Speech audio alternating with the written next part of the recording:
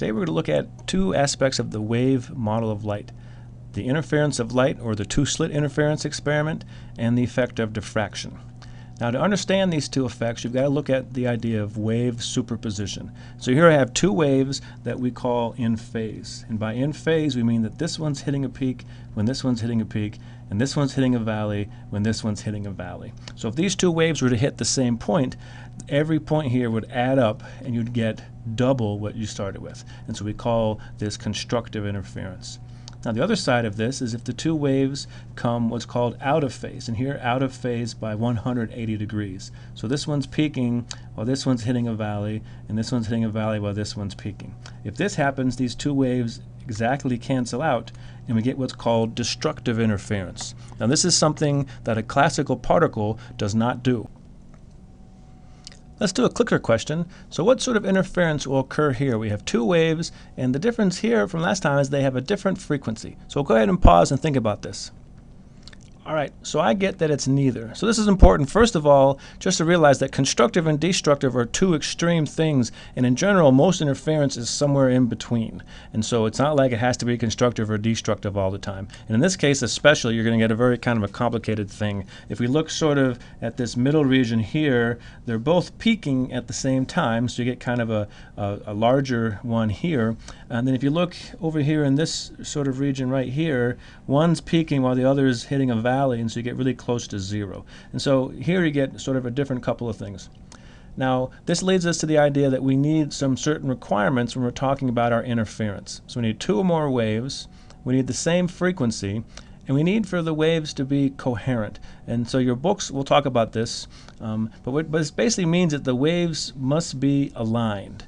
All right, and so if you have two different sources of the waves, then when the waves are sort of coming from those sources, they must be in phase, all right, like we were talking about before, sort of, like in this case, they're both sort of heading up to their peak or whatever it may be. And so that's what coherent means. Now, in general, all the things we're going to talk about will satisfy all these requirements, but it's just important to talk about them. And the key that we're going to find out to deciding what sort of interference is happening is what's called the path length difference. So that's just the difference that the one light wave travels versus the other. And so here in this example, the top light wave, so first of all, again, you can see that they start out in phase. All right, they start out sort of heading to their peak in both cases. And one travels a distance of 2.25 wavelengths, and the other one travels 3.25 wavelengths. And so if you look here, this one over here hits a peak, then a valley, then a second peak, then a valley. Then when it reaches the point P, it's hitting its third peak. Now over here, this one hits a peak and a valley, its first peak or second peak and a valley, its third peak and a valley, and it's hitting its fourth peak when it comes to that point P. And so because that extra distance it traveled was equal to one complete wavelength, it's in phase with this source number one when it reaches the point P, and so we get constructive interference. And so whenever the path and length difference is a whole number of wavelengths, we're going to get constructive interference. And again, the other side of that is when the path length difference equals a multiple, not a multiple, but like a half or 1.5, 2.5, 3.5.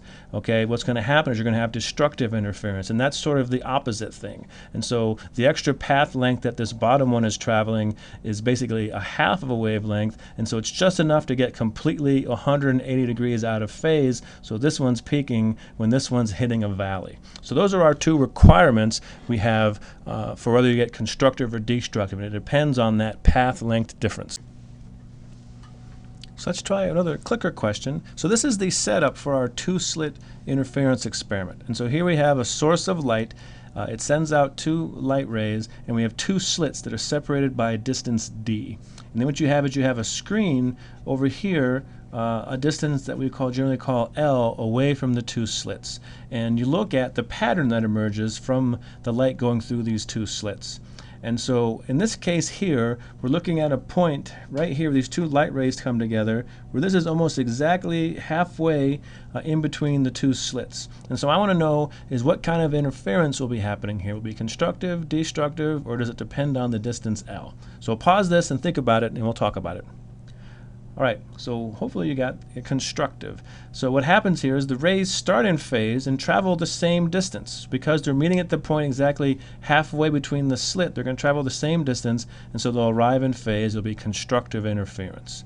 And what we're going to do with this experiment is basically we're going to look at the back of the screen at different points where the light rays are going to come together. And in general, the light rays will have traveled different distances, so they'll have a path length difference. When this path length difference equals to a whole number of wavelengths, there'll be constructive interference, and what we'll see there will be a little bright spot. At points where there's the difference in path length is a half a wavelength or 1.5, so on, the screen will be dark, and the pattern we see will be nothing there. And so here's what you actually see if you do this experiment. So here we have the light source over here, and here we have the two slits, and on the back screen you see this pattern of light and dark fringes that come about because of constructive and destructive interference. So to find out how to predict where these spots will be, we've got to do a little bit of geometry here. And so here's a picture again of this setup. So here's the two slits of separation D, and then at some length L there's a screen. So over here there's a screen at some length L away, and so you can imagine two light rays going through these slits. Now the bottom one's going to travel a little bit further than the top one, and if you look at it you can draw this line like so, and this little yellow part is the extra length. Okay, that's the path length difference.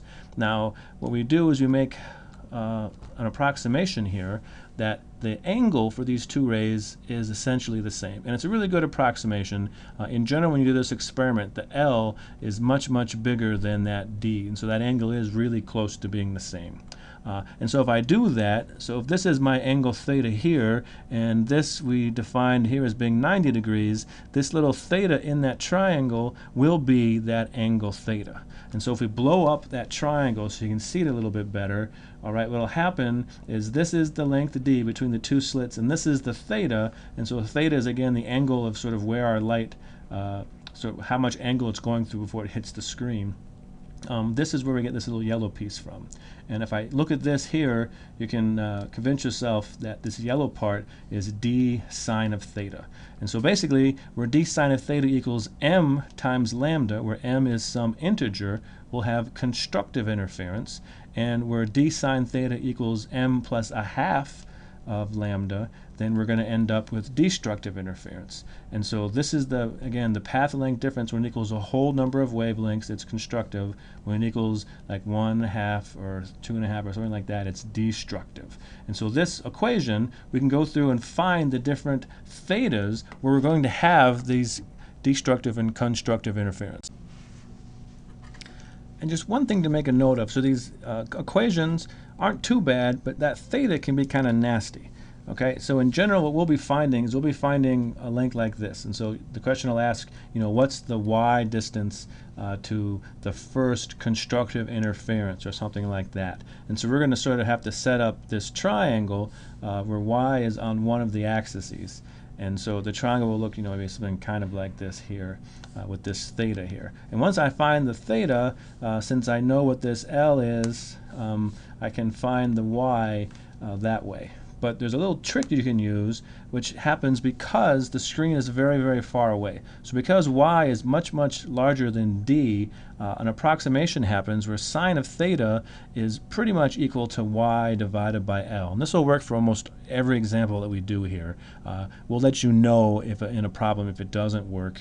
And so these equations then become even a little bit simpler for what you're generally trying to find, okay, which is you're going to try to find the distance between like bright spots on the screen. And so if I over here, if I plug in, you know, y divided by L equals m lambda, I can solve that for y. And so these two equations can help you solve this stuff a little bit quicker usually. And so here's a picture of what you might actually see. So again, here's a double slits. Now in general, they're so close together you don't even really notice that there's two of them. And so you get this interference pattern. And so the one right sort of on the other side of the two slits we call the 0th order. So that's when the path length difference is 0. And then we have the first order, the second order. And so the actual pattern you'd see would look, again, kind of like this: a bright spot, a dark spot, a bright spot, a dark spot. And the equation to find the bright spots is this one right here. So let's try an example here. So red light of wavelength 664 nanometers is used in a two-slit interference problem. The slits have a separation of d given to us. The slits are 2.75 meters from the back screen. Find the distance y on the screen from the central max to the third bright fringe. So I got D for the answer here. Let's go through this one. So here's our key equation, and we're going to solve sine theta equals m lambda over d. And the key here is the central max will be m equals to 0, which is theta equals to 0, and a third bright fringe will be m is equal to 3. And so if I plug this in, so what I'm plugging in is m equals to 3, I'm plugging in the lambda, and then the distance d, I get sine theta equals 1.66 times 10 to the negative 4. Now again, you can make a triangle here and solve this, but what's a little bit easier is to then make that approximation. Y over L equals that 1.66 times 10 to the negative 4. Now you got to be super careful about this, just because sometimes the numbers can be really small.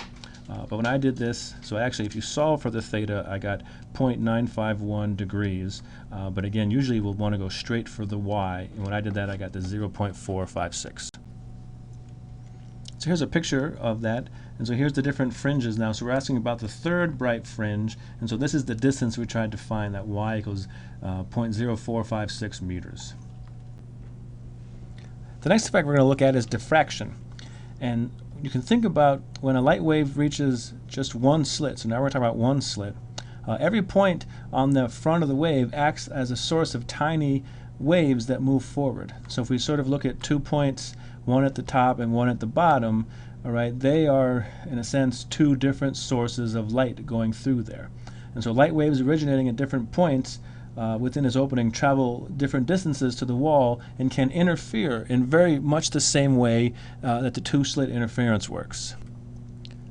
And so we'll see maxima and minima on the screen similar to how we do with the two-slit interference. And so here's a little picture sort of describing how this works for this one here. And so here's the case without diffraction and then with diffraction. Now one thing you've got to be real clear is that so this happens when the wavelength of the light is about the same size as the slit separation, where we'll call A to be the slit separation. And so if the wavelength is much, much smaller than that, you're going to get this effect over here. You won't get this diffraction effect. You get the diffraction, which looks kind of like this. Again, very similar pattern to the two slit when you have lambda very, very close to the size of the slit. So the geometry for diffraction looks very similar. So we got a slit here of width A, and what we do is you look at two beams of light, one that's sort of coming just from the tip of the slit and say one from the middle. And so the separation between them is going to be A divided by 2. And so if I, just like we did before, find the path length difference, which is that little blue line there, I get A divided by 2 times sine theta. And what we can do is we can set up a number of these inside our slit. And so basically what we say here is when A divided by 2 sine theta equals lambda divided by 2, these first two rays, 1 and 1 prime, will interfere destructively. Rays 2 and 2 prime also will interfere destructively, and so on and so forth. So there'll be a bunch of rays and they'll be interfering destructively. And so this gives us our relationship for the first destructive interference for the diffraction effect. And so the condition to interference destructively, the first minimum, will be sine theta equals lambda divided by A. And so that happens because these two number 2's here cancel. And a different sort of picture as to how this works. And so here is, I've drawn, you can sort of break this slit into a whole bunch of little tiny points. And so here's number 1, here's 1 prime, like we just talked about, 2 and 2 prime. And basically they'll go through and you can end up having, here I have 6 and 6 prime in this halfway point. Each one of these two ones, like 1 and 1 prime, 2 and 2 prime, will be separated by a distance of A divided by 2. And so it's just very similar geometry to the two-slit experiment. It's just now we're sort of thinking about this slit as having a whole bunch of different waves traveling through it.